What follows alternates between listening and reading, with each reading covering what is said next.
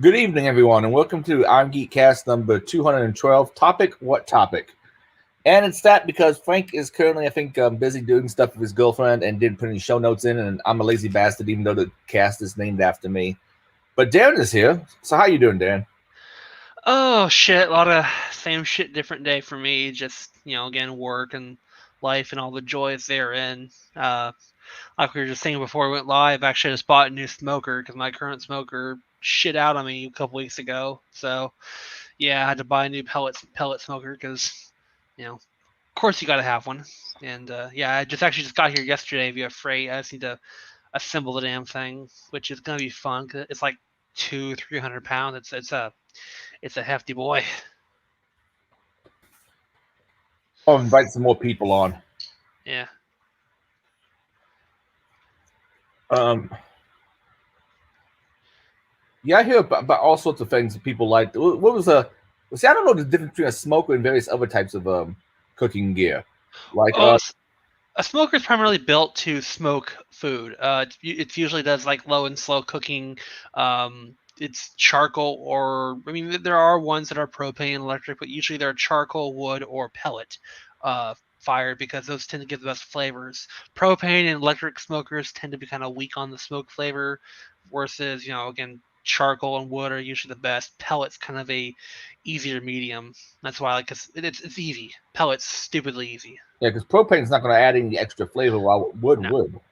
Yeah, that's what the smoke flavor is coming from. It's from the burning wood, and yeah, with a charcoal or wood smoker, you have to go out there and watch the fire, make sure it's not burning too hot or dying off. And usually to fiddle with the vents, you check it every hour or two. It's kind of a pain in the ass, especially if you're doing a really long cook, like an 18-hour cook for a brisket.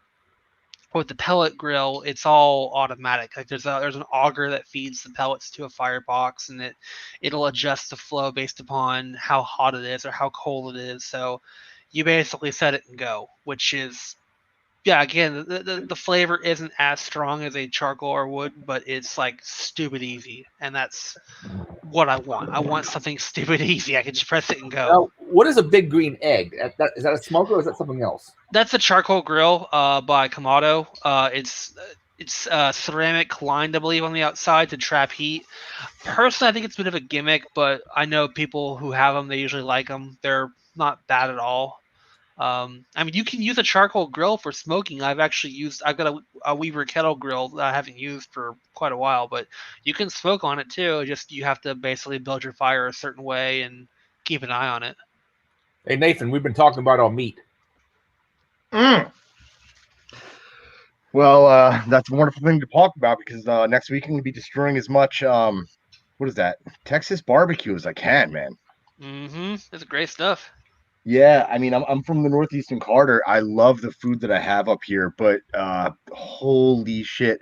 I got this buddy Brandon down there, and we have a ritual where we do like this $100 lunch when he drops Mm-hmm. me off at the airport, right? So before we go to the airport, he lives in a neighborhood where they have a range, and we'll like blast off, a couple hundred rounds, hop in the car, go down, get $100 worth of shit, and then just eat it on the way to the airport. And man, I was smuggling these fatty ass lamb ribs through TSA like they were heroin, right? And Yep. and I had this layover in Orlando, and I'm looking around, like nobody out of okay, I'm cool. Open up the ribs, and I'm just feasting on them, making a mess. And it's COVID season, so I couldn't get my hands on any napkins or anything. And yeah, it definitely felt like I was committing a crime. It was incredible. Now, is this a chain you going to, or is it just some local place? Nah, it's this one spot called Myers, and it's out in Okay. it's in Elgin, and Elgin? apparently it's Yeah. like, yeah, it's like the oldest running like smokehouse around. But Yeah. it's crazy because you're getting this top notch like prime rib brisket, just Mm-hmm. insane shit. But you're doing it through a drive through. Yeah. Some It's of a them do that. I straight. mean, we have barbecue fast food places here like Dickie's and Rudy's and shit like that. I mean, hell, you go to your local Buc-ee's, which is a gas station, and they're known for having actually pretty good barbecue there. Like it's surprisingly good. Yeah, so when I was down there a couple weeks ago, It's unbelievable down there, man. I went down there a couple weeks ago, and I walked off the airport campus so my Uber would be cheaper, and because I had like a 2-hour Uber ride ahead of me, Mm-hmm. so like I had to walk a mile down the road, and I found gas station chicken, and I was really happy about that. Mm-hmm. So I wrecked that. I got my Uber, and then the next day, me and my buddy went out, and we just stopped at some rando gas station, and I got one of the best pieces of sausage. Yep. Unbelievable. Yep. Yeah, I know the food down here is good, man. I've lived here for quite a while. Yeah. Yeah. Like I No, said, it's like it's if keto heaven. yeah, if you find a Buc-ee's somewhere on the way, stop there, and you'll just be amazed amount of food they have there. They got all kinds of good stuff. I mean, just brisket, sausage, and pulled pork sandwiches that are actually like $5, but they're pretty good for gas station barbecue. It's like holy shit. Yeah, it's weird. The place I'm going to, I don't really want to give too much specifics because I know the person tries to keep it like quasi quiet, like it's a curated invite only event. But it's weird because like it's this, probably like 120 acres or so, and it's a cattle farm. But on this cattle farm, there's a huge barn, and in the barn is like a stage with PA system, projector, lights, everything, soundboard, and this person does these full on conferences, and in the middle of a farm. It's mayhem, uh, very unique, and everybody like there's no hotels out there, so everybody just rents RVs and posts up on the property. It's you saw last time I was down there. It's weird as shit. Let's see. You're Elgin. Oh, okay, so you're not you're near Austin, so you probably fly into Austin Airport. Yeah, Oh yeah. yeah. So Okay. that's where my buddy lives, but that's not where these conferences are. These Well, no, conferences. you mentioned Elgin. I was just trying to see like where you're flying into because you mentioned the airport. I'm trying to think what's around there. For Austin, if you get there early enough, like if you have like an early flight, like you get there like 6-7 a.m. Go to oh what's it called Franklin's. Yeah. It's like a famous barbecue place out there. They're like state known. It's one of those ones where you stay out there for like 2 hours beforehand because if you don't, you're not gonna get in line early enough to get food. Wait, is that also in Elgin? It's in Austin area, so it's not too far Oh, from Elgin. Yeah, so I mean, if you're flying into Austin, I mean, Elgin's like what half an hour. So yeah, yeah. It's not far. let's see, Franklin Barbecue. Yeah, it's off of East 11th Street, so it's like south side downtown Austin. Okay. Yeah, man. It's unbelievable. I love it out there. A couple years ago, this is probably 5 or 6 years ago now. It was like pretty late in January, and I was by myself, and I was like, dude, like, fuck you, New Year's resolutions. Like, what kind of loser does that? And I was like, I'm gonna make a resolution that makes me happier about the way that I live my life. I made this resolution that I would start eating a lot more fried chicken. And dude, and so there was this fried chicken place that was probably like half a mile away, Mm-hmm. and I used to walk down there and get like a bucket and just like eat it walking home, just eating fried chicken on the side of the road. But like I was happy about it. And I was good and I was living my life and things were great. And this is what I wanted to be doing. And like people are driving past me and they're probably like, look at this piece of shit down on his luck.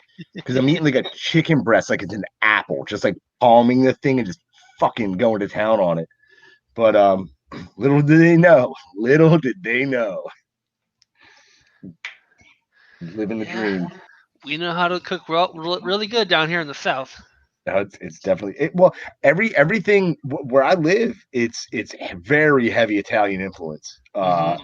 and I love it. But it's night and day with what you guys do, so it's a very welcome change. And this is just Texas. This isn't like even that comparison to all of the South. You go towards. I know Adrian, Europe near you're in Indiana near the Kentucky area. I know that's different barbecue out there. It's probably more of a focus on ribs and pork. I know, especially when you get towards Louisville and Memphis, it's a big thing out there. You go towards the Carolinas, you'll find much more like mustard based, especially South Carolina. Find much more mustard based barbecue. Alabama's weird. They have this like mayo based barbecue they use, especially for like fried chicken. It's kind of weird, but okay, whatever. So yeah, just even the South, it's all regional differences here. Yeah, man, it's just smoked fatty fucking meat down in Texas, and I love it. The Carolinas I find to be like a lot of sweet sauces and just syrupy. Yeah. I'm not a big fan. Use vinegar and tomato a lot. Yeah. Let's rip into fucking Adrian here. Going out to DerbyCon every year, you know, I go to a lot of conferences in a lot of cities, and I'm always like, what's your regional delicacy? Like, what's your banger sandwich? Like, what do you got? And over in Louisville, they have the hot brown, which is just like a half a loaf of white bread with gravy on it. It's despicable. It's a piece of garbage. There's definitely nothing to write home about. I'll eat one. It's not bad, but it's not. Well, hold on. Isn't like the sandwich of Indiana? It's not like the pork cutlet sandwich, the schnitzel. Indiana, yeah. It's, for some reason, we're known for pork tenderloins. Yeah, because I know that they actually do that as a sandwich. They take a big old hunk of it, like it's like twice the size of the bread it's on. I go back a backcountry road out back behind where I live, and I don't live in a particularly country area, but it can get country pretty fast if you go out. Grant Line far enough. But this place called the Chicken House that has fried chicken and seasonally it has fried green tomatoes. But it has all that. You can get your chicken gizzards. Forgot where I was even going with that. The pork tenderloin sandwich. Oh yeah, but they have a pork tenderloin sandwich too. It's pretty good. Oh yeah.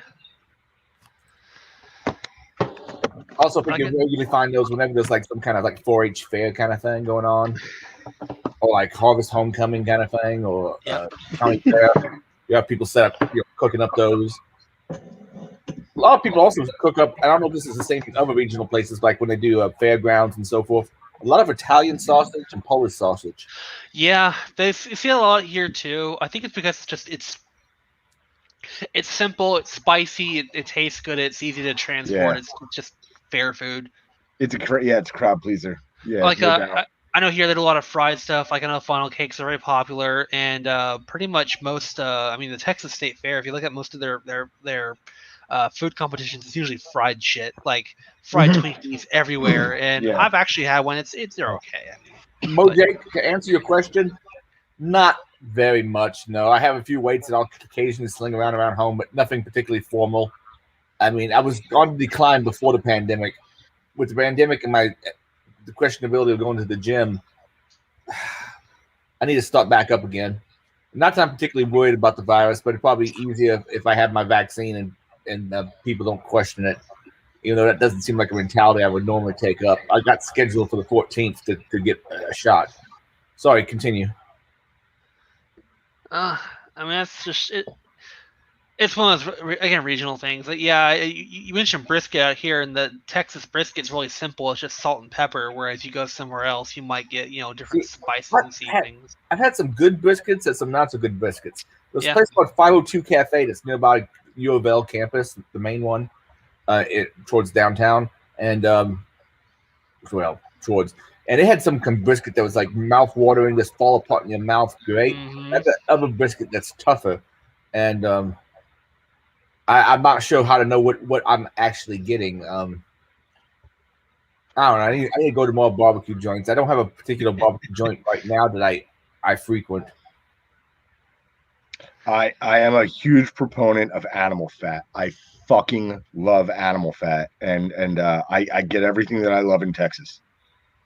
I do like the flavor of a lot of animal fat. I will say that. Yep.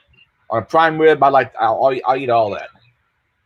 I'm losing my mind over here. All right, I don't know what's going on where you are, but I am fucking losing my shit over this.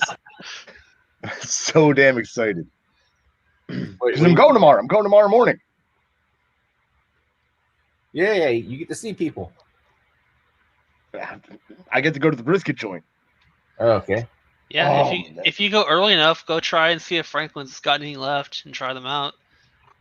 No, I'm getting there late as shit. I'm getting there at well, not late as shit. I land there at 5:20, but then they're dropping a trailer off for me at the farm, so I have to be out there with the guy with the trailer by 7 p.m. So I'm like land and get to the farm. Oh, hold on. I know there's one out there. I gotta find it. Let me pull up the map here. It's like where I have to go is like halfway to Dallas. Okay. Oh, you're heading like towards Temple. Do you know where Hearn is? Not offhand, no. I'm near that. Okay. That's a tiny town, so. I think I'm Is about it? a half. I think I'm about a half hour north of College Station. Oh, okay, yeah. So you're going toward let's see, College Station. Trying to remember where. Oh, okay. Oh, so you're more east. All right. Yeah, you're. Oh, there's Hearn. Okay, so all right. I say there's a couple Bucky's over that way. There's one off of 35. I know. There's one off of 21 near just east of Austin. Try stopping one of those on your way out there and just picking some stuff up. You'll be really surprised what's out there. Well, I got a buddy out there who's a really big GPU and ASIC miner, and he's got an RV and he's coming out and he's bringing a smoker. Violence, man! It's just violent food. It's so good. Oh my god! I mean, even like he just made these like simple pork and egg breakfast sandwiches. Not pork roll, but like nice pulled pork. Oh, god damn! So I lived. I don't know if you guys know this. I lived in Central America for like 8 years, and I had a buddy named Delay. And Delay had this family up in a town called Portiscal, which is the middle of bumfuck nowhere. And what every family does in these towns is you get the holiday pig, and from pre-Christmas through New Year's, you just eat pork products. So you slaughter the pig and you just cook not like in the U.S. where we just like roast the pig. It's blood pudding. It's just everything. You eat the entire motherfucker. And I remember that year I straight OD'd on pork and couldn't deal with pork fat for like a year. I would just puke when I ate it. But man, any other fat, I fucking love it. Yeah, I got a good butcher I go to for my meat products. About what was that? Actually, last year, yeah, about a year ago, I went and saw him and ordered like $5,000 worth of meat, which was basically like a steer and a quarter, or steer. Or no, it was like a 3/4 of a steer, a bunch of pork, some chicken, like a whole box of bacon. They yeah froze most of it and actually I bought a second freezer, a chest freezer from them because my upright didn't have enough room. But yeah, we're still working on that. So. Yeah, dude. When I say like me and my buddy, we always get that that $100 lunch. It's only meat, and it's not that we're overpaying. It's that I take I take as much home as I can in that fucking bag. Yeah, that's one thing most people kind of get sticker shock on when they go to get barbecue here is it tends to be expensive. Like even the good places will charge, at least $12 a pound, if not more, for brisket. We're talking like $7-8 for chicken. We're talking, $15 for brisket. Like $18 a pound for ribs. So it's they charge a lot more for that. It's usually by the pound, although some of them will do like a 3 in meat plate or something like that. So yeah, it's so absolutely incredible. It's amazing, and it's so foreign to me. And I still prefer the food capital of the United States, in my opinion, for me, is Louisiana. It's so yeah, man. Yeah. Like that's just where my heart is. It's so good. But Texas is definitely. And then also, of course, I have my bias, so my home turf. I'm gonna love my Philadelphia food, but no, Texas barbecue is insane. Well, if you like Cajun food, we have a ton of that out here. I mean, there's a ton of Cajun like stuff out here. I mean, I only live 3 hours from Shreveport, so it's not hard to find Cajun shit out here at all. Dude, I believe you, but the thing is I have such little bandwidth, and I am so focused on this goddamn brisket. It's all that matters to me. It's all that matters. Nothing else matters at all. Yeah. What are you good? Are we hanging out when I'm down there? Where are you at?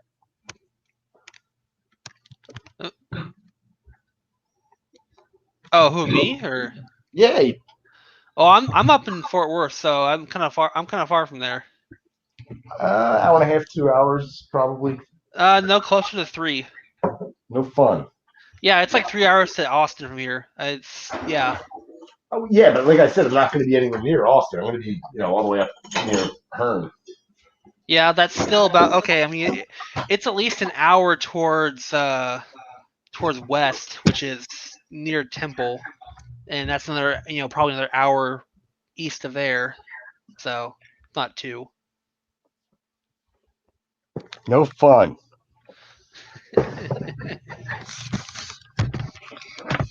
How's everything going in your neck of the woods? I know Austin's the face of Austin and the greater Austin area is changing dramatically throughout the whole COVID thing.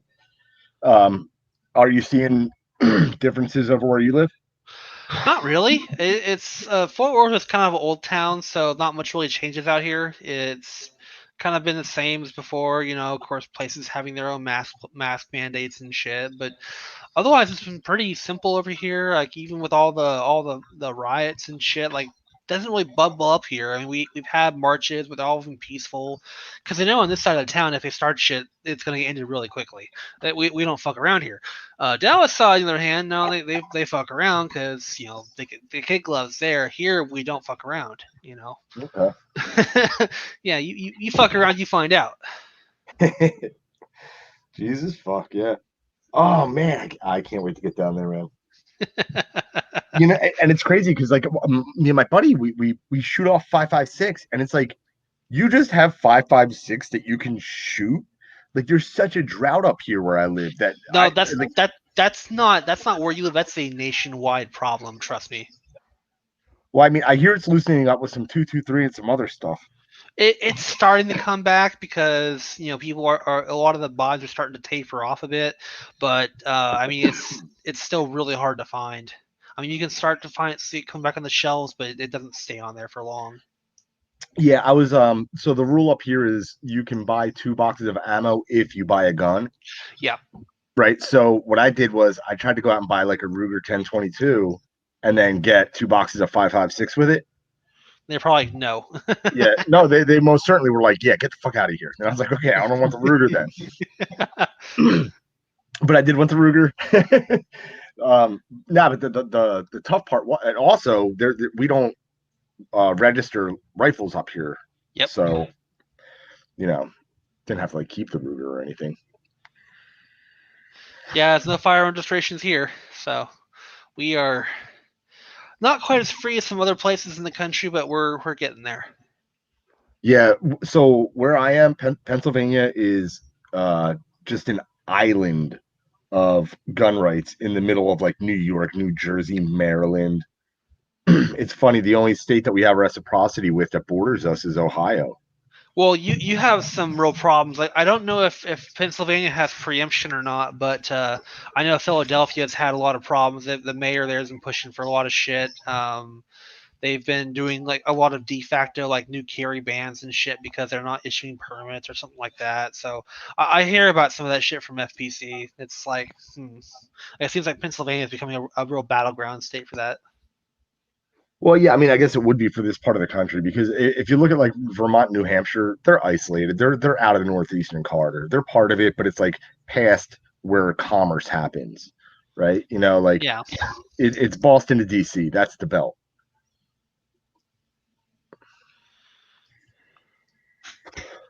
Yeah. But I just feel like most of the East Coast is that way. It's turning that way. It seems like. absolutely miserable. Yeah.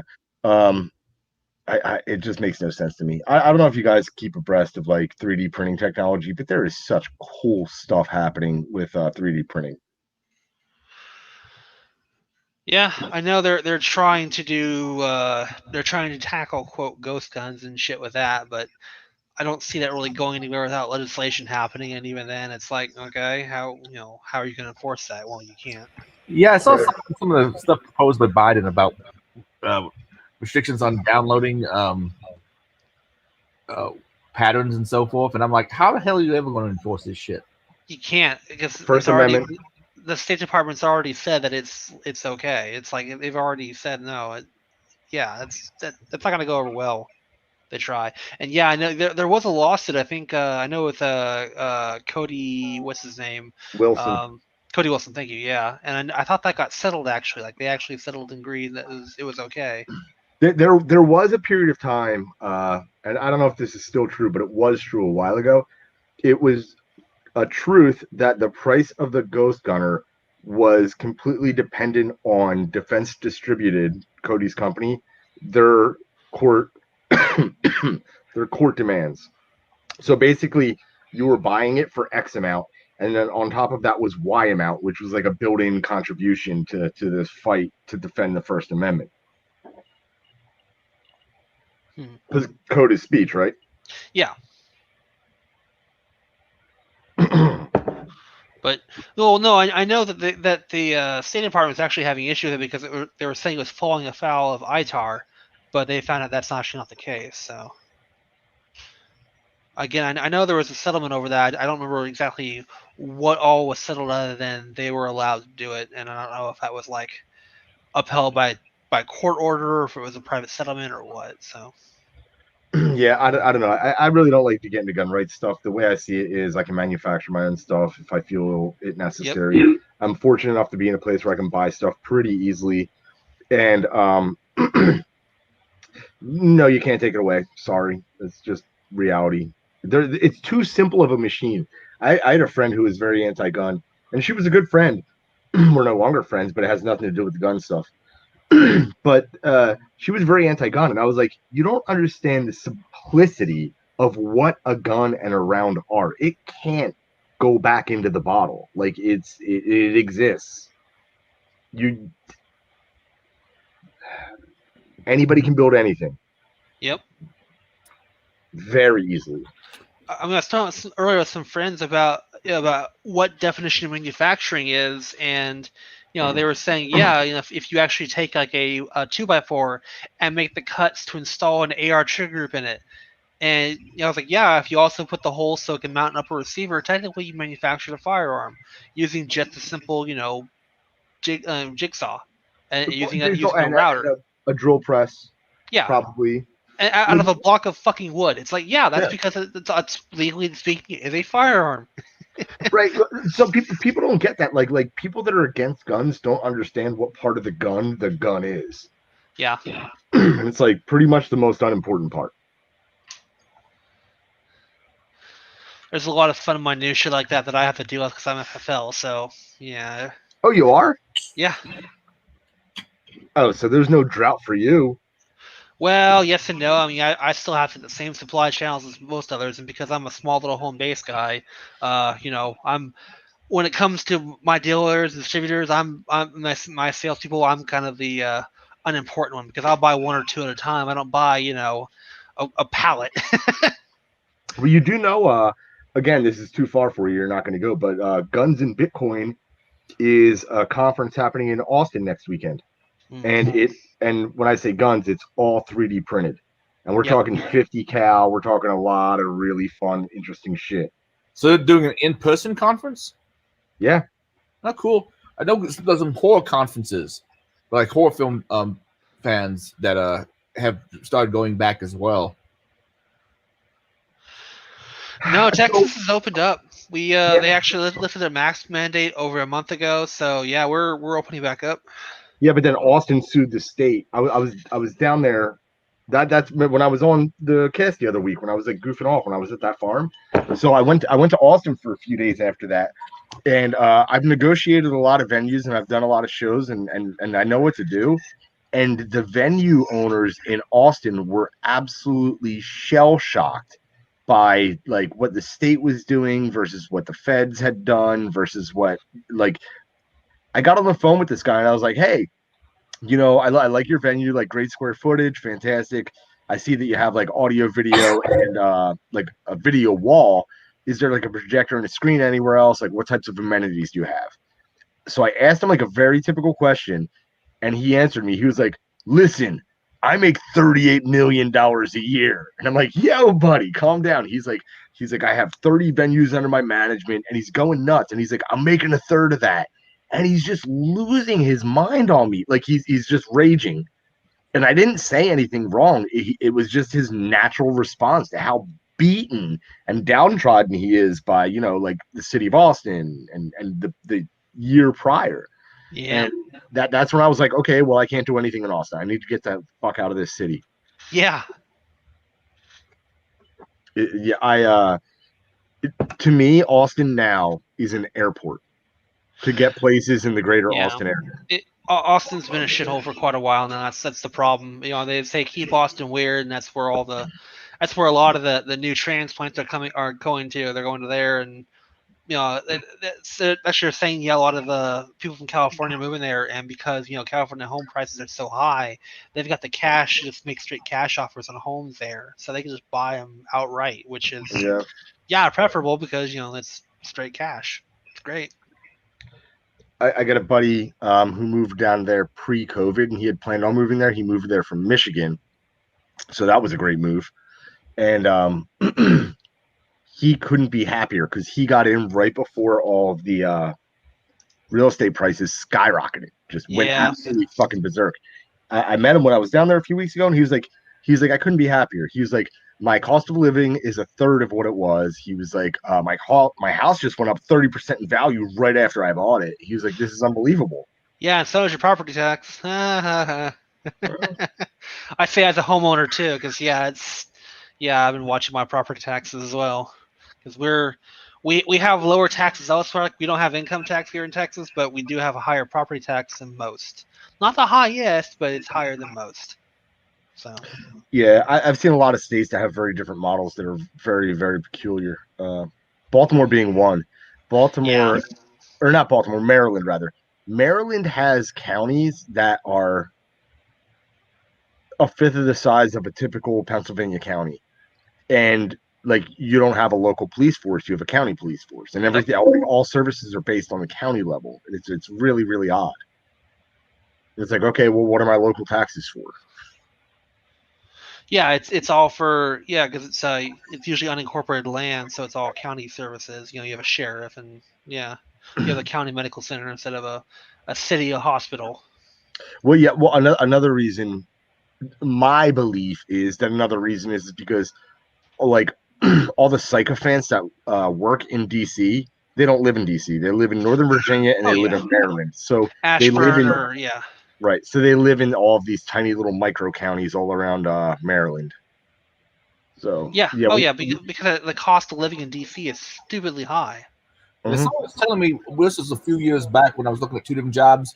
One was going to be 115, but I have to move to the DC metro area, and the other was going to be 85, but I could stay where I live currently. And someone was telling me it's about a wash as far as cost of living. Mm-hmm. Yeah, several years ago, I was approached for a position in Chicago. This was before I moved to Texas even, and they said it was like $100K a year, and I was telling my parents about that, and they're like, "Yeah, with all the taxes in Chicago, you basically subtract half of that." So and then there's the death. Yeah. Oh, I mean that too. I mean that was in my mind as well. But with the pay, I was like, that's not fucking worth it. Jesus fuck. Yeah. So how long have you been in Texas? About 10 years now, actually. 10 years. Holy shit. Yep. I say this as a California person who came to Texas. Get the fuck out, we're full. Other Californians, get the fuck out, we're full. Yeah, I have a friend online of sorts, and she has major TDS, Trump derangement syndrome. Yeah. But she's from Texas, and she was bitching and moaning about the Californians coming in. I said something to her about, well, y'all should have built the wall. Yeah, really. I tend to surprise you. I tell them from California, they're like, really? I'm like, yeah, I don't look like it, do I? Why do you think I like it here? Where in California were you? San Diego area. Okay. I've been to San Diego one time for a conference for work, and San Diego's nice, but they put out the space heaters whenever it gets to be about 65 degrees out. Yeah, I know. I'm a big guy. I can take the 65 degrees. I'm happy with that. Yeah, I'll go out there in shorts and a t-shirt. I don't give a shit. That's nice weather. I mean, occasionally it gets to 100 degrees in that part of California. Out here it's it's 100 degrees for a month straight. I was looking at the weather forecast where I'm going to be over the weekend is going to be in the mid 90s. Yeah, it's going to get hot and humid out there. You better be aware for that. Well, I also have to shave my beard for this thing. Well, I don't have to, but I kind of want to. And I have to leave stubble because otherwise my face will scorch off. No. I can't expose my virgin winter skin to that sun. I find myself having to shave my beard occasionally just to take care of little dry spots that have wounded up. Yeah, I've got to. Another thing is I'm sick of not being able to eat what I want, how I want, when I want. Oh, you get like spaghetti in your beard or something? Not spaghetti. Imagine this, if you will. Eating wings with blue cheese. Yeah, I Yeah. can imagine you get some flavor saver in your beard. You Smurf's gonna jack off in your face, huh? Yeah. Yeah, right. No, without it, 100%.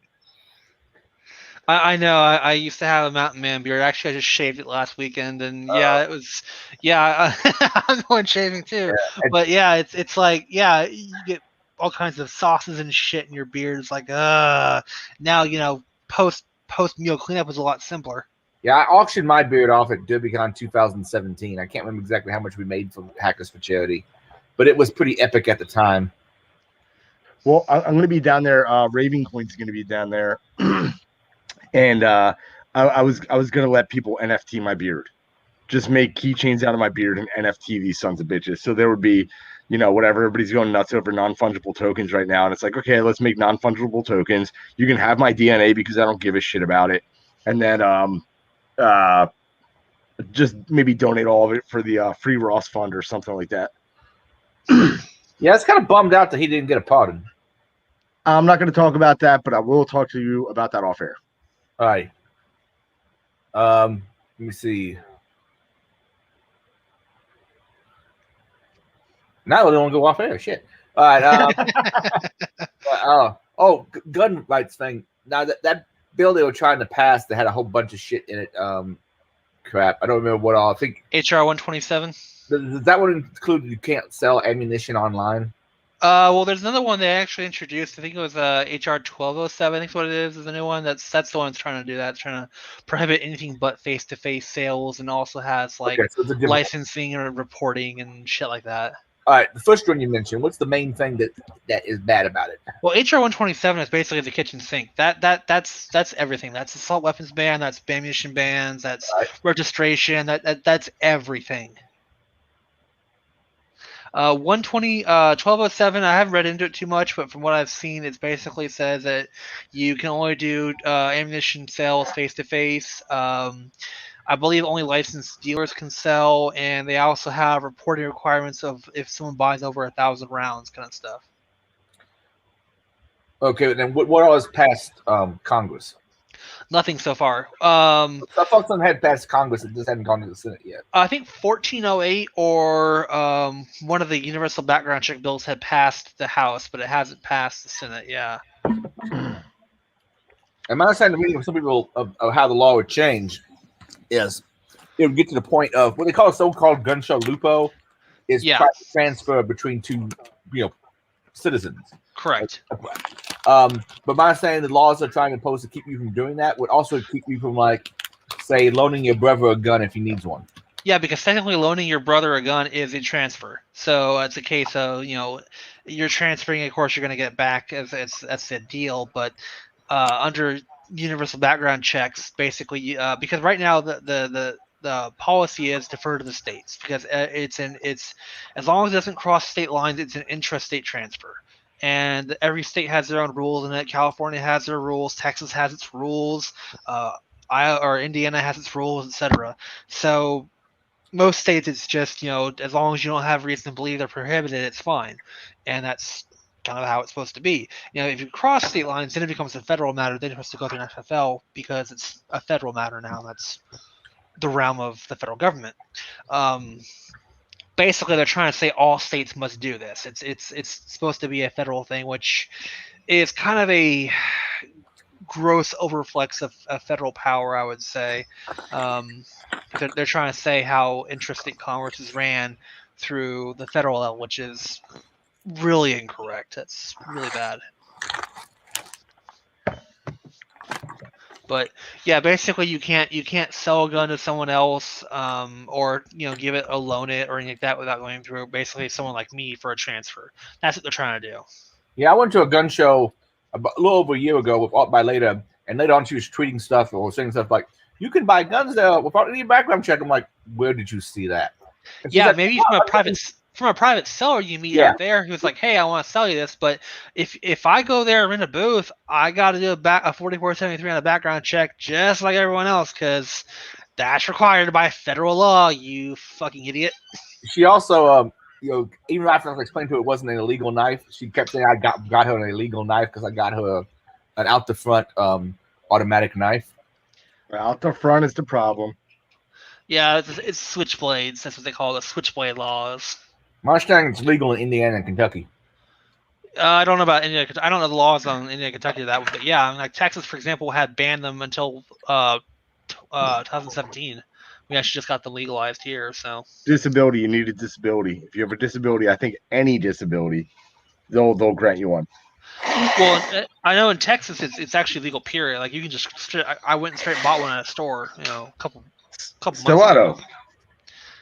Well, Texas has some weird laws on that one in regards to knives. Again, this is Texas. Knife law is state specific. Watch those. Don't think what I'm saying is fine. Delcia, are you saying something? I'm not saying anything. I'm off the. Oh, there I am. Hey, here I am. Yep. Yahoo!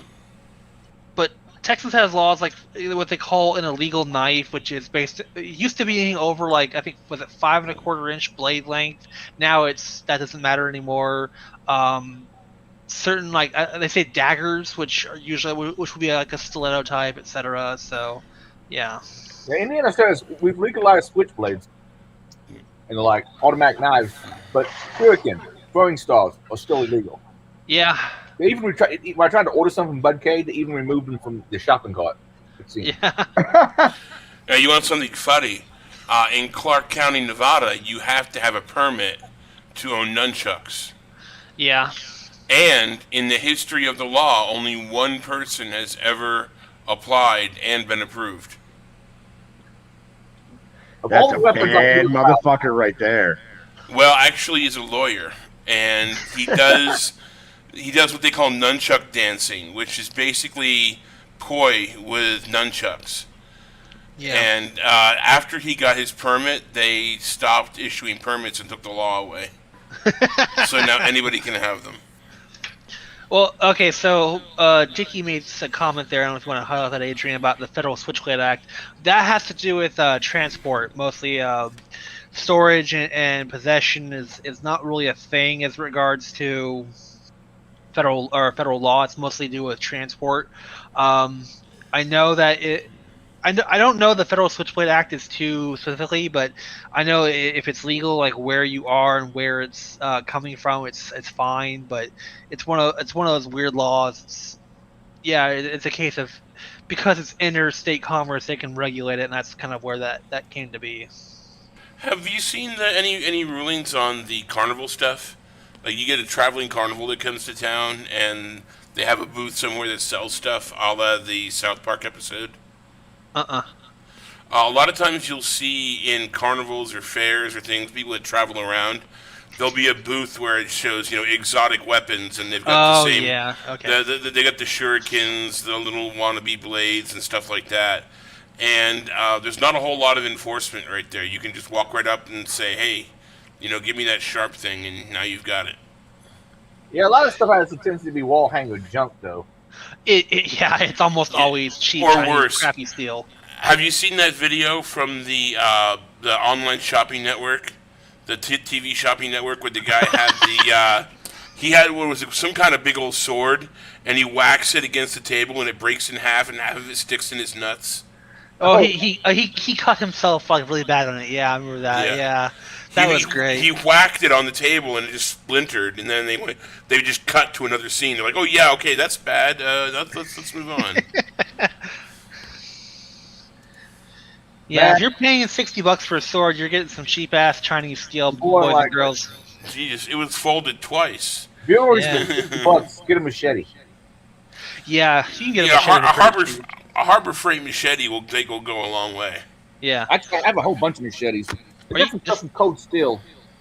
Yeah, Cold Steel or Ontario, because Ontario makes ones for the military, and all the surplus ones are actually really good. I have one. I just need to get it sharpened.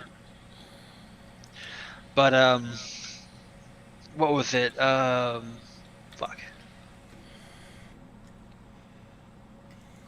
I forget.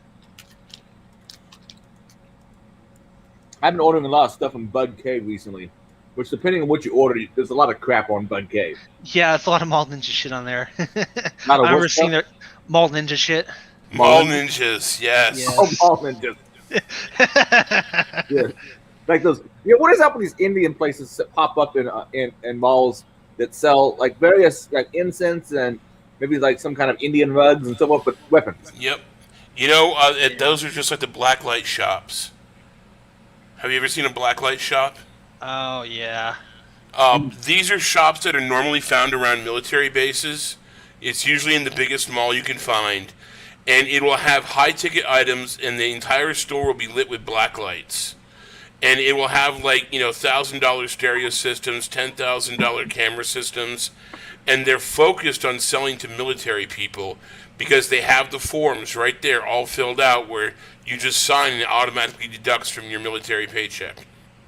And they warn you about those things. They warn you hard. And also car loans too, because you'll get a lot of skeevy car sharks who will sell you a Corvette at 36% interest. I take it a lot of people who enlist aren't necessarily good at finance. Yeah, because they're usually 18. They get some good money for once, and they get done with it, and they get take advantage of someone who can see them coming a mile away. Sign-on bonus. You ever heard of a guy whose parents pop? No. Former airborne ranger does a YouTube channel called The Donkulus. Normally it talks about men's issues, MGTOW stuff. It's kind of funny. It's funny when he changes into an article, but he'll talk about his experiences in the military and some of the people he had to deal with, like this. I can't remember his name. This one guy keeps mentioning who always had BD of one kind or another. Are you talking about real MGTOW or just, SJW fake MGTOW? Oh, define what you mean by SJW MGTOW. Well, SJW MGTOW is anything male that they don't like. So if you go online and you say, I'm happy to be alone because I'm tired of the garbage dating scene out there, the SJWs will go, oh, MGTOW, woman hater, you just hate women and that's your problem and you're an incel and a closet masturbator and a rapist. They will use the term incel. I've rarely seen them use the term MGTOW. Oh, no, they go after, I've seen them go after MGTOWs. People who are just, all they're saying is, I'm cool with this because the dating scene is bullshit. And then they jump all over them and they start accusing him of being everything but Hitler. Oh, no, I was going to say earlier, you're talking about places selling, the carnival ninja weapons. Yeah, it's like out here in Texas, you go to a sex shop and they don't sell sex toys. They sell, not paraphernalia, what's the term? Novelties. Because it's illegal to sell sex toys, but they can sell novelties. Or you can buy a bong here. You just can't mention marijuana, because if you mention marijuana, they'll kick your ass straight the fuck out. Yep, that was part of the 80-20 rule that came down around New York City. Yep. When they came down on the porn shops, and they said that you can only have 20% of your shop can be porn, and everything else has to be something else. And they did an ingenious fucking thing to get around it. They went to New Jersey and they bought up all the stock of the failed VHS loaner stores, the Blockbusters and like that, and they just flooded those stores with used rental tapes. You could find like an original cut of Blade Runner that has the N-bomb in it. And anything you'd ever want to see in used VHS tapes, and then the other 20% of the store was your usual porn shop. Yeah. I thought that was like one of the big reasons why porn titles had those comical names was because that was protected by satire law. There's so many good satirical porn movies out there. I've seen Shakespearean porn that had me on the floor laughing. It's just really good. One of the best ones out there, it was made by Playboy in the 1970s. They did their own version of Alice in Wonderland. And it was like 3/4 comedy, 1/4 porn. And it was 70s, so it was like Cinemax porn. The good old days of cable back when I was a boy. Oh, yeah, looking at those scrambled pictures. Well, we had a de-scrambler for a while, but then they changed technologies. You know, Or no, you turn on late and watch Skinemax at, when it's softcore, like 11:30 at night. I've actually seen something that I guarantee you none of you have ever seen. 8mm porn reels. I've seen those. They're I got- rare, but they're out there. Yeah, have you actually I laid your hands on one and like threaded the projector and went, "What the fuck is this?" No, I actually haven't Yeah. done like that, but I've seen the contents. I've seen pictures of it on the internet. Magazines are about as old school as I go. Yeah, I actually found when helping a friend of mine clear out his parents' house, I found a box and a little 8mm projector and a bunch of quote Swedish erotica reels, and it was just like, oh, we got to do this just for fun, and we ended up like firing it up and blowing it on their neighbor's the side of the neighbor's house. Yeah, I It's didn't kinda find any fun. reels of anything like that when we cleared out Uncle's place, but we did find a few porn magazines.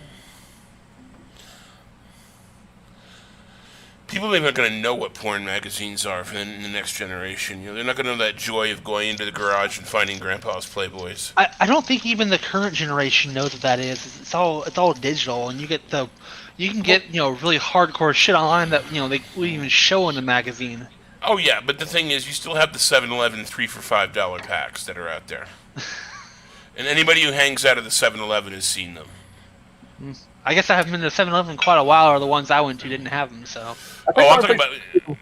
This is Vegas. I can tell you a funny story about that. Okay, yeah, Vegas is different rules than where I lived before. So. Well, they've clamped down on the on the card holders too. The people that sit there handing out the cards saying, women to your doorstep in 30 minutes. They slammed down on those, and they slammed down on all the quote-unquote magazines that they used to have, like next to the newspaper vending machines. Yeah, well, They my slammed understanding down. also, those ones that come to your room, aren't these kind of a ripoff? Because isn't it basically just a striptease? Oh yeah, totally. But the thing is, 1 in 3 is going to be real, and Not that Yeah, I would ever think about using such a service, mind you. everything is negotiable. Okay, everything's negotiable. Now, yes, you will get a card on the street that says "Women to your door in 30 minutes," and it's an escort service, or it's a GFE, or whatever. And then when they get there, you can say, "Well, if I put an extra $100 on here, and next thing you know, you're off to the races." Okay. I mean, everything is negotiable out here, right? Especially now. Especially now. Yeah, how bad is the tourism? Oh, we get more quote unquote tourists.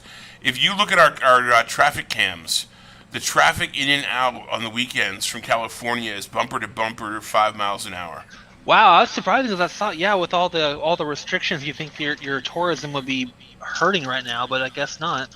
People are flooding into this town every weekend from California. Now, I it's guess- starting to back down a little bit because prices are going back up. The problem they had was the high-end, $500 a night suites were going for $24.95. Yeah. And people were pooling their stimmies and coming out here, and they were tearing the places up. Like the Cosmo got completely trashed. They trashed the bathroom, paint tags, you name it. And it was just they were letting anybody in who had $1 to spend. And they've had to cut back on that. We had a good month or two shooting, stabbings, Wild Wild West on the Strip. They actually had scooter gangs for a while. Gangs of people, 10, 15 deep, riding mobility scooters. And they just took over the streets of the Strip. And they had one incident where a guy got off of his scooter, stabbed somebody, got back on his scooter, and took off. Wow. Wait, like, what are these people, like, handicapped or just really old?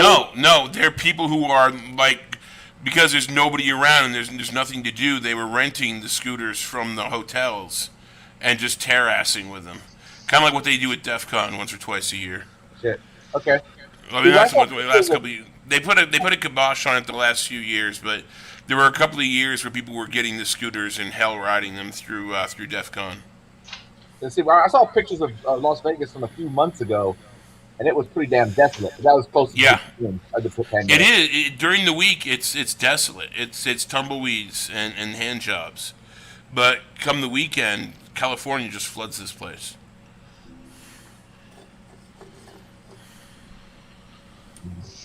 Yeah, I'm thinking about going out to Vegas this year for part of DEF CON week because there's like a pre-event that someone's doing that I might attend. Yeah, I just heard. I think B-Sides is still virtual right now, but they're out begging for CFPs. Yeah, B-Sides here was virtual. That was then back in November. So I didn't actually go because I was like, fuck it. I had other shit to do at the time. But, yeah, so isn't Black Hat on this time or DEF CON? DEF CON has not announced yet.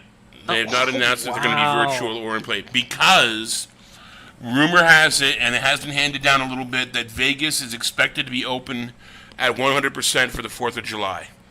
And the planning commission is saying that this is going to be the biggest fucking blowout party ever on this planet. Yeah, I imagine, because it might be the last one. Shit. So that's the expectation is to be at 100% by the 4th of July. But wasn't DEF CON, or I'm sorry, you said that was DEF CON? No, DEF CON has not announced yet whether or not they're going to go live or virtual. Wasn't Black Hat, or is that Black Hat trying to plan for that one? I have no idea about Black Hat. I'm okay, because I thought one of them happened like in March or April, usually. I thought Black Hat happened like right before like during the week of DEF CON. It's Hack Week, yeah. So it's B-Sides Las Vegas. Black Hat happens first. It's Black Hat, B-Sides, and then DEF CON. If I remember right. I got a ping from a friend of mine over at B-Sides asking me if I was going to bring my Hitchhiker's Guide to the Sock talk to B-Sides. So I might do that. I don't know.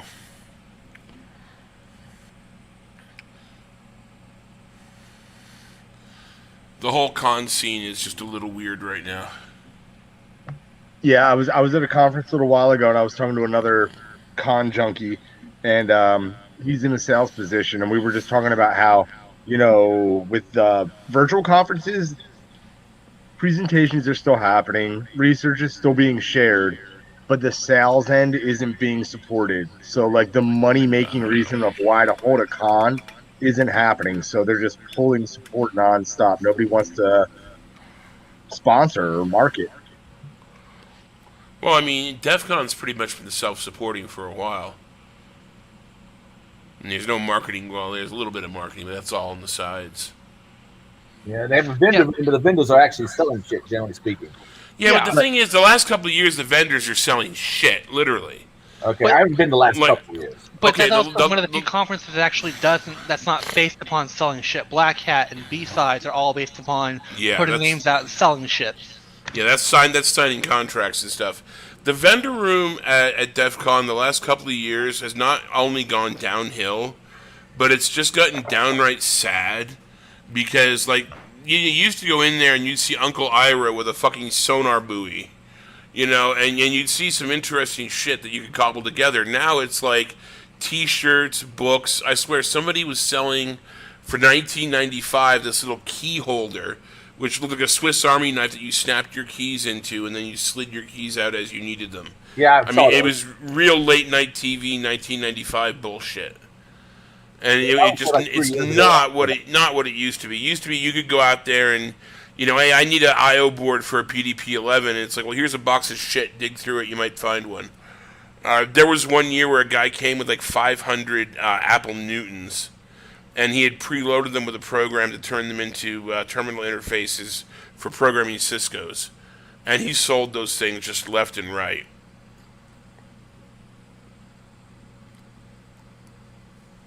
Some of the old hardware I used to see out there was interesting, but it was nothing I would usually be able to carry home.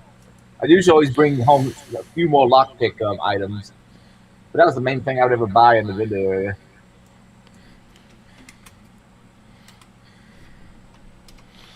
And I guess I'm a little disenfranchised is not the right term. little disenfranchised with a large part of the community anyway. Well, yeah. I mean, who isn't these days?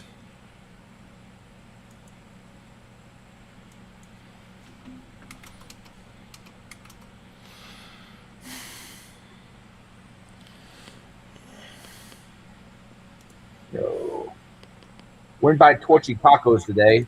Had something called, I think it was called the Trailer Park.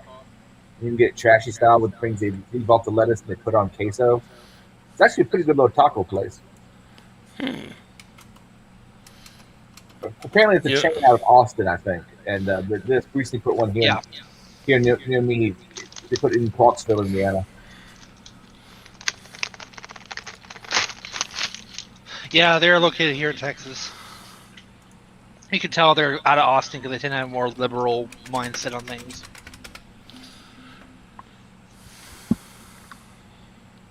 I was wondering why they called what they had a taco called the Democrat and a taco called the Republican. And I was a little confused on why they called each one what they did. Well, one was full of shit, and the other one was 80 by 160.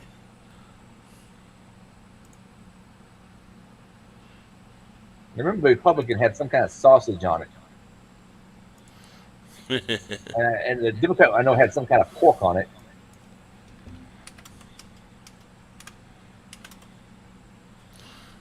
Makes good sense. Okay. Let me go look this up.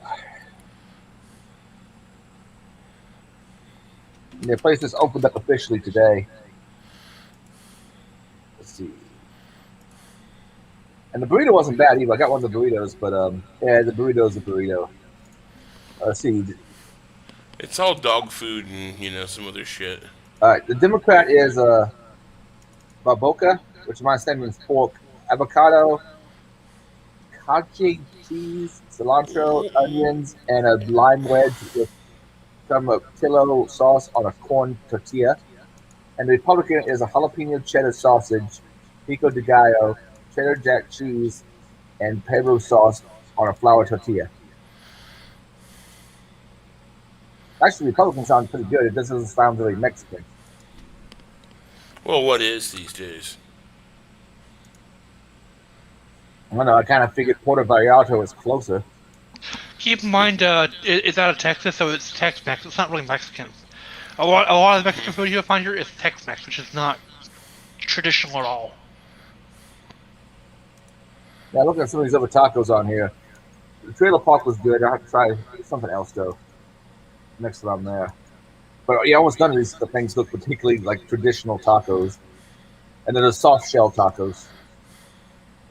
Actually, were the original tacos soft shell always? When did hard shell tacos come about? I thought the hard shells were the originals. And soft shells just came along after a while. No, I think soft shells were the originals because those are traditionally street food. You should get a little soft shell corn tortilla with a little bit of onion and some meat, maybe some cheese. That's pretty much a street taco. Oh, so this one's not like, and this place Porky's has this street corn. Oh yeah, I don't remember what else in it. It's pretty good. All right. Isn't that corn on a stick that's been roasted or something like that? No, they may have caramelized it somehow, though, but it's not on the cob, and they have cheeses on it, and I think they put maybe something mayonnaise based in it. It sounds gross when I say it that way, but it's not when you actually eat it. No, it's not when you eat it. It sounds like the most disgusting thing. You'd rather shove it up your ass than eat it. But then when you actually try it, it's weird. I made them at home, and because I wasn't going to try one at the on the street, and it really isn't that bad. The idea of lime juice and mayonnaise sounds like Icapac syrup, but it's not. You said it's Mexican street corn? Yeah. Okay. There's some Mexican word for it. I just can't remember what it is. Yeah, I was introduced to it by a microwavable version I found at Myers, but I also got some in Bloomington once. Bloomington, I haven't been to in over a year, but Bloomington's interesting because it's a college town. You find all sorts of little eclectic restaurants. Okay, yeah, I found a recipe here on all recipes. It says it's unhusked corn, butter, cotija cheese, fresh cilantro, chili powder, and lime juice. So, yeah. Was I wrong when I said mayonnaise? It's probably cotija cheese, which is kind of a crumbly cheese, kind of like Okay. blue cheese. Yeah.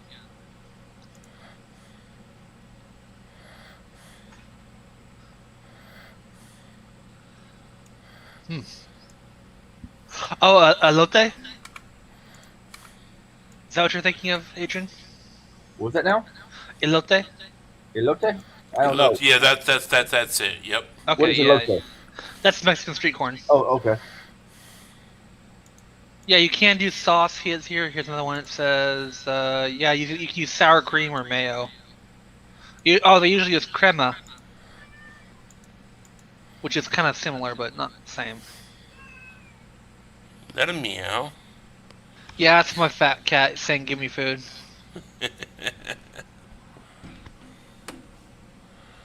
Oh my god, is this thing a pain in the ass? Has anyone ever tried to code in this thing called Blockly? If anyone, it's probably Nathan. God, I picked up this M5 stick for a weird project, and this programming language is like ridiculous. All the manuals are in like Chinese, and it's like, ugh. Okay, I'm thinking the hard shell came later, man. According to Wikipedia, which granted isn't a perfect source of things, but I'll trust them on tacos, just not politics. The hard shell or crispy taco is a tradition that developed in the United States. So I imagine well after. That's what I thought. Yeah, because you can make you can make corn tortillas really easy. It's just corn flour or cornmeal, water, and salt. You basically make a dough. You press it in a press and grill it for like a few seconds each side, and there you go. I see people make them. They've been doing it for quite a while, and they can turn them out, left and right. It's ridiculously fast.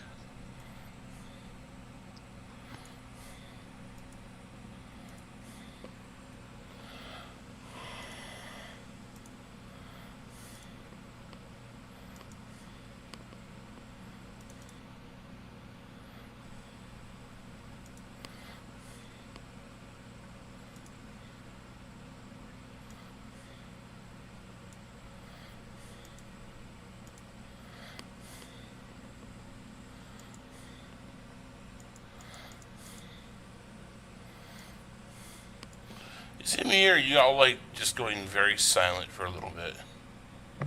I can tell a story if you want. Oh no, I just wanted to know if there was like purposeful silence or not. No, I'm reading up on tacos. I trimmed my fingernails, my toenails, and I also I trimmed my nose hairs. I'm going out of town for a week. I gotta do my maintenance. Why am I suddenly very scared? This has a lot to do with the story I was going to tell you about Las Vegas. Ooh. You might have been involved. Are you coming to Las Vegas? No, but about 2 years ago, I had a lot of people meet up at the Goat Sports Bar. And I had a lot of people show up there from the local B-Sides community and the local InfoSec community because I was going to be doing a satellite event for all the cryptocurrency and blockchain losers so they could have a taste of what security really is, right? So I'm going out there to meet a venue. I'm going out there to meet the local InfoSec community and everything like that. And I had everybody meet me at this Goat Sports Bar. And so I land in Las Vegas the night before. And I go to my favorite fried chicken joint, Big Chicken. And I go to Big Chicken. And I pay with my card, swipe it. And then I went across the street to the Hard Rock for a minute, and I was bored. And then my buddy, I was waiting for another friend to fly in from New York. So anyway, my buddy who lives there brings me to this place that has like dancing chicks. And he brings me in there, and it's noisy, and I'm dead sober, and I'm like, I fucking hate this. So I go outside to smoke a cigarette, like a classy guy. And these two pigs come up to me, and they're like, hey, can we see some ID? And I'm like, no, you can fuck yourselves.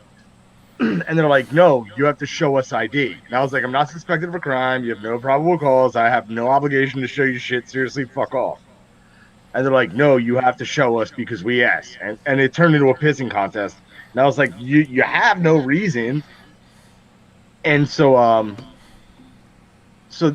they beat me up a little bit. They didn't like kick the shit out of me. They like stomped on my foot. They wrestled me around the neck. They were like trying to get me to fight so they can get a better charge on me. They start patting me down. And I'm like, dude, I don't consent to that. And you still don't have probable cause. I'm like, you're losing your job right now, you piece of shit. So anyway, they ended up throwing me in county jail for like 4 or 5 fucking days for nothing at all. And so I'm clearly not going to go back there to fight it. But it was a really fucking gross experience. And I spent a bunch of time in there. But these filthy fucking pigs stole everything that I had on me. When I got out of jail, apparently all I was arrested with was my clothes. I was dead sober. All I was arrested with were my clothes, my dead cell phone, and my license, but not the rest of my wallet. So I get out of your fucking shit jail over there, and you have a small town, so it's easy to look over the town from the jail and go, okay, there's the Strip and there's Fremont Street. And I know that there's Bitcoin ATMs on Fremont Street. So I walk down to Fremont Street, and I go to the D, and I I borrowed a charger from one of the security guards, charged my phone up. I went over to the fucking Heart Attack Grill, hit their Bitcoin ATM, and I was back in the game. I pulled out $1,000. And it still pisses me off to this day that those pieces of shit stole everything from me. And my license right now, if I was to go grab my license, I can show it to you. It's still in the evidence bag from when they fucking shit canned me. For nothing. For nothing. Why didn't you show them your white privilege card? Apparently, they're not real.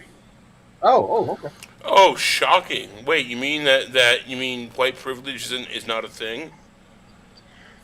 Well, apparently these backwoods cops hadn't heard of it yet.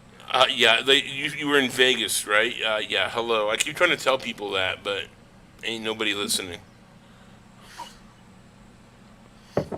So, but because of that time that I had to spend in your county hotel, I always keep my toenails nice and trimmed because those motherfuckers had some ugly feet, and I now know you never know when you're going to get arrested for nothing.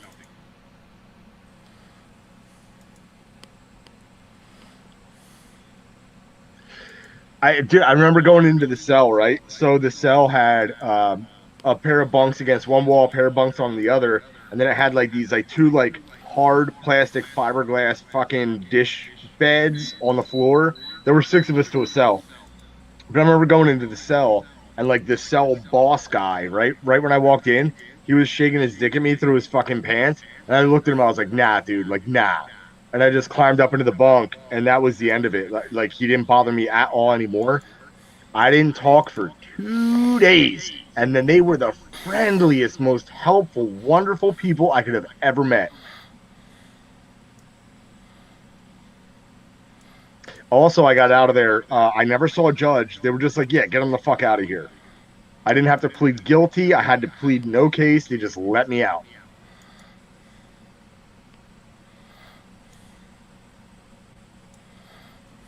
But I know Vegas locals, and they will not cross streets because they're afraid to get fucking jaywalking tickets. Yeah. Oh, yeah. If you live in a place where there's jaywalking tickets, you don't have enough dead cops.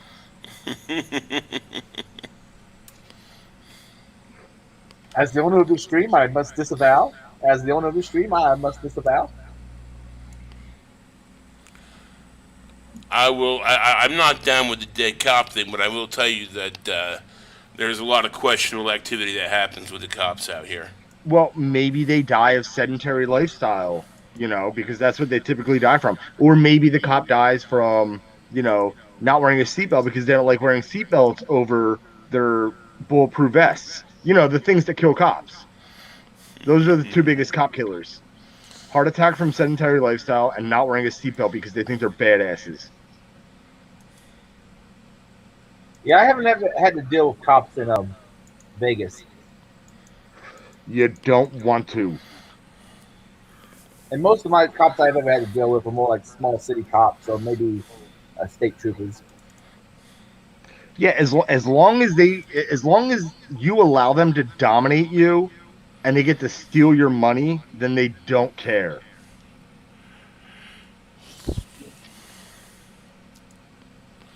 Just don't make the mistake of being on a motorcycle.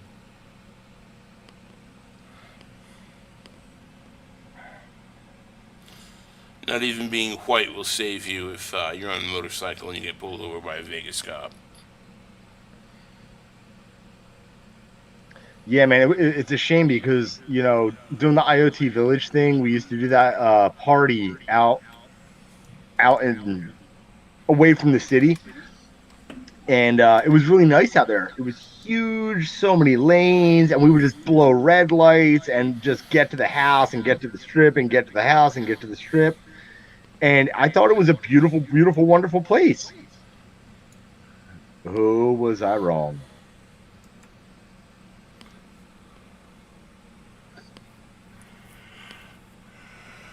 Imagine living in fear of jaywalking. No, you don't have to remind me. There was actually a big legal case about that not too long ago. A guy was protesting, and he would take his little protest sign and walk across the crosswalk with the lights perfectly legally, and they tried to get him for jaywalking. What a piece of shit. How dare he try to have his voice heard? How dare he whine about fucking tyranny under tyrants?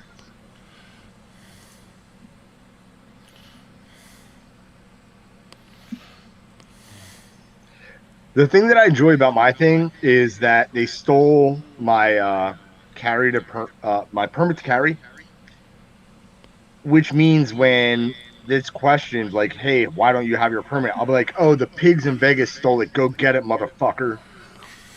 It's county property. It's your property. You go get it.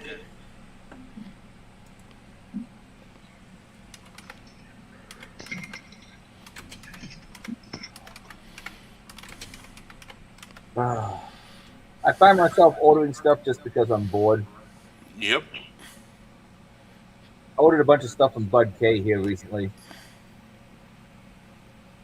and mixed bag of stuff. I wanted to get a sheath for my trench knife, and ordered one of those bug out bags just to see what all shit they throw in there randomly for the hell of it. It's probably not a good deal in the end. What the hell?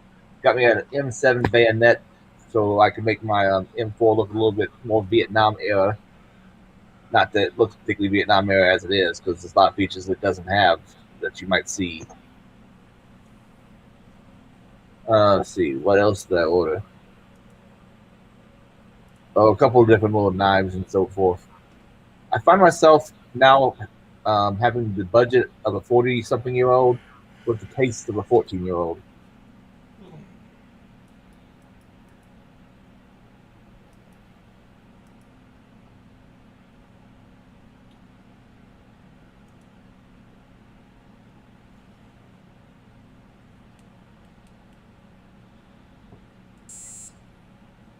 So, when's the next big civil unrest? When Derek Chauvin gets acquitted. I'm in the middle of one right now. I'm a walking one. Yeah, Chauvin, I think they might be able to get him on the manslaughter at least, but No, they can't even get him on that. With the, I've been following a bit along with the. They haven't even gotten to defense cross right now, so it's all with the prosecutors' witnesses, and the prosecutors already losing the case. Like they've just I'm told that the mainstream media is reporting that it's not looking good for Chauvin, but then the non-mainstream media is telling me it is looking good for Chauvin in this. And yeah, I heard something about some of the prosecutors' witnesses ended up saying a lot of stuff that actually helped the defense. Yeah, and actually, the defense asked the judge to reintroduce one of the prosecutors' witnesses for the defense because of their testimony. It was the use of force expert they just had called earlier today. Because basically the way the prosecutor tried to argue was saying, oh, he was over justified, and they said actually no. With the way they phrased their questions, and the defense crossed him and said, basically said, is this use of force, was this gross use of force? And they said no. And actually, for this case, a higher degree of force will be justified. So, yeah, it's like, ooh. Well, people are going to riot regardless. Yeah. But then you have people who want to convict solely based on the idea that, if we don't convict, they're going to riot. They're going to riot anyway. Yeah. So wait, hold on. When you said civil unrest, you're alluding to it being like a leftist thing to do. By and large, until some things recently, yeah, probably more so, yes. Yes, they're going to peacefully protest. Well, no. So the thing is they get a lot more publicity because they get the shit kicked out of them. Now, when you see libertarians protest, it doesn't really make the news because libertarians are armed and the police behave a whole lot better, and it's a lot less sexier. No, they don't. Police don't behave because they're armed. The police behave because we don't do shit. We just march peacefully. We clean after ourselves. We're not dickheads. We're not burning shit. We're not breaking shit. We're not setting shit on fire. No, dude, I was at that socialist, crazy commie march in Philadelphia where the cops beat the shit out of all those kids. I was there. My buddy was like, "Hey, do you want to come to this thing?" And I was like, "Why not? It's COVID season. Let's do it." And we went down, and I watched. It was like it was a classic pincer attack where they had the cops lead. The cops led the protest, which was funny. Then they stopped it at an on-ramp to the highway. Then they brought in a Bearcat from behind and started launching grenades, so everybody had to run onto the highway. Then they beat the shit out of the kids. And I can very easily show you links of this. It's just brutal beating. The kids trying to climb up out of this highway that lays under the city, and the cops just kicking them right back down. The National Guard just kicking them right back down. The thing is for them to make them look horrible, it's very easy to do. They can't do that with us. They cannot do that with us. We're clever. We're armed. We're ready for it. The left just doesn't have their shit together. Well, they don't have to do it. They don't have to do it with us because again, we don't cause problems. We march and we're peaceful and respectful. It's because we're decent human beings. We're not a bunch of fucking children. No. I am very much a child. I am very much fuck the police. Yeah, we can tell. Right. But the thing is I've never had these problems because record, carry yourself tactfully, let the cops know that they're beneath you, right? You don't treat them like they're special. You don't treat them with any kind of respect. You treat them with what they deserve to be treated with. But the idea is that they go, oh, well, this is a serious opponent. This is an actual, equal adversary. I'm not going to beat the dog shit out of them. The left doesn't have that. The left doesn't organize like that. The left refuses to. And that's the difference between pacifism and by non-aggression.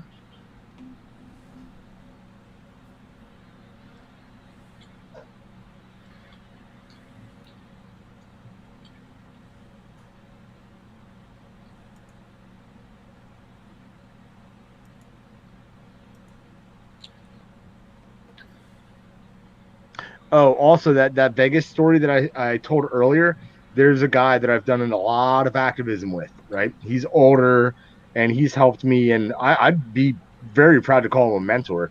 There's a guy that has helped me a lot with my activism throughout the years, and he always told me, never, ever do it alone. Never do it alone.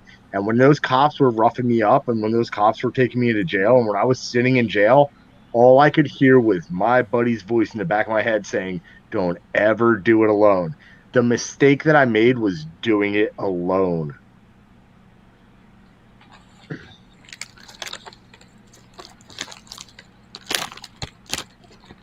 Yeah, I don't think I've ever actually been at a protest. Protests are bullshit. If you're protesting, you're begging somebody for permission. I don't beg people for permission. I tell them that they're invalid. I'm there to let them know that they're an adversary now, and that they can choose to back down or not. There's no protesting. Protesting is for pussies. I was thinking this for people who have a lot of time on their hands, but okay. I do like watching the on the street interviews of the people though after the fact. Do you guys watch Ford Fisher? The name sounds familiar. News to Share. I don't know. He won't say this, and I'm not going to say it on his behalf, but I suspect, wink, wink, that he's a humongous libertarian. And what he does is he goes out and he tirelessly, especially through the last election cycle, is at every protest across the country nonstop, being impartial and really covering things flawlessly. And he sells his coverage to Al Jazeera. He sells his coverage to whoever buys, right? And it's mostly non-U.S. outlets that want to buy this footage of all the protests because it's in the nature or is it in the interest of a non-U.S. outlet to want to show the U.S. crumbling. But check him out, Ford Fisher, badass journalist. Yeah, the ones I watch a lot of is Caitlin Bennett. She's not exactly the deepest questioner in the world, but she finds some of the dumbest people, and I know I assume they must selectively edit some as far as who they choose to show. I'm only show the dumb ones, but then there's others like Fleckus Talks and Elijah Fletcher. I think it's Elijah Fletcher. Those two are pretty good. Tim Pool used to do that kind of thing, but he got a little bit too noticeable. Well, yeah, Ford doesn't interview anybody. All he does is record. That's all he does is record. Sometimes he'll chit-chat with people in the background just because he gets caught on camera chit-chatting, but he doesn't nothing. He shows everything for what it is. Because if you want to destroy the state, and if you want to show that government does not work, the best thing you can do is show it and shut your mouth. Let it kill itself.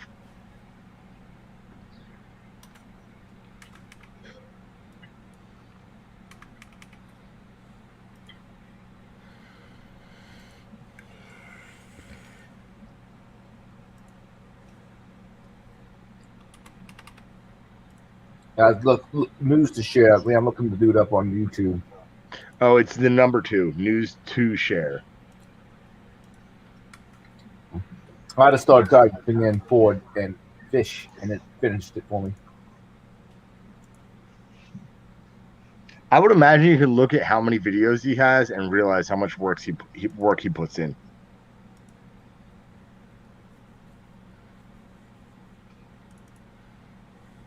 Oh, poor guy. Looks like he's going my route looking at some of the pictures. A little too much boozing, maybe. Maybe. None of my business. Too much food. Oh, but food is good. I'm not actually hungry right now, but I want more tacos.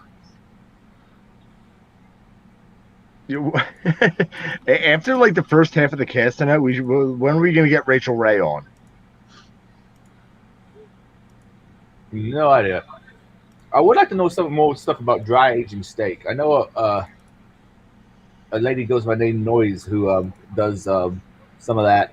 And I know there's also some kind of butter aging where you cover the steak on the outside of it with butter so it doesn't cook over. And does it get the same? There's a term for that outer crust that you get on an aged steak that you have to cut off. I don't remember what it's called. I can get you a Bitcoin maximalist because those guys are all about the carnivore diet. So they're all about tomahawk steaks and all that stuff. If you want to get somebody on the cast to come over to the InfoSec community and just talk about steaks and then Bitcoin, that could be interesting. Yeah, I don't know if I've ever actually had an aged steak. Dude, I have, and when I was living out in Colorado, I used to hang out with the people over at NIST all the time. We had like a NIST drinking club every Thursday night, and one of the NIST guys was like a cattle hand, and He told me he was like the ugliest, gnarliest steak. He's like, that's the one you want. But you go to the supermarket, you get the oldest, ugliest piece of shit. He's like, nothing destroys a steak. He's like, steak is very strong muscle tissue. It's fine. He's like, you rinse the mold off of it and you get it the fuck on.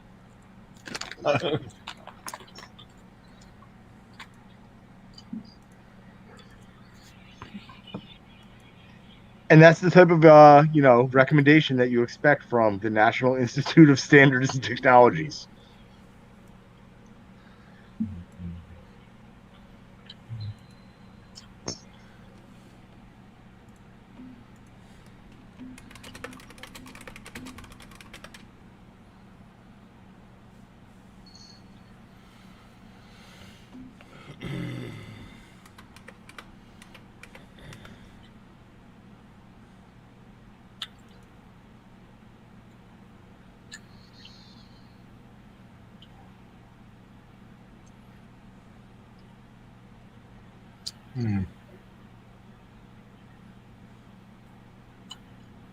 Well, I don't want to have much else to say.